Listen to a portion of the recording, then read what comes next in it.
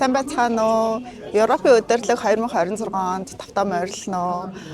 Манай зүгээс болохоор Монгол улс Европын албаны хооронд байгуулсан айд үйлчлэлийн хүрээнд Европын удирдлагыг дэмжин оролцож байна.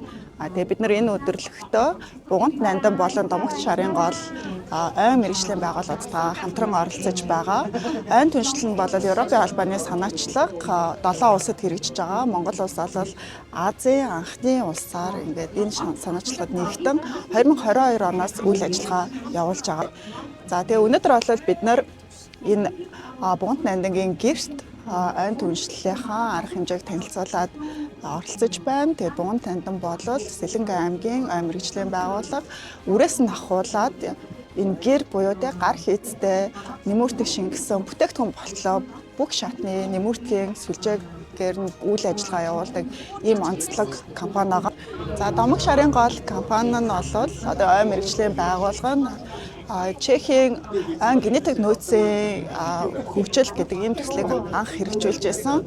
Тийм учраас болоод яг үрээр нь яаж тухайн орон нутагтаа одоо нутаг дэвсгэрт нийцсэн байдлаар модыг тарих уу гэдэг тал дээр нэлээд сайн ингээд чадварчсан ийм одоо ай мэргэжлийн байгууллага байгаа. Тэгээ өнөөдөр бас ингээд үйл ажиллагаагаа ингээд танилцуулаад бид нартай хамтран ажиллаж байгаад бол энэ хоёр одоо мэргэжлийн байгууллагатай маш их талархалтай байна.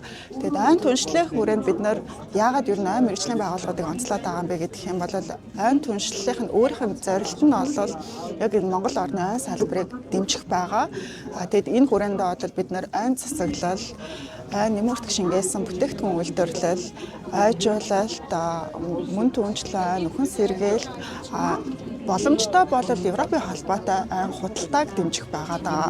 Тэгэхээр энэ бол энэ цогц арга хэмжээг бид нар яаж бий болгох юм бэ гэдэг юм бол бид нар төр хувийн хвшлийн түншлэл, дээрэс нь бол иргэний нийгэм, судалгааны байгууллагуудтай болол хамтарч ажилладаг.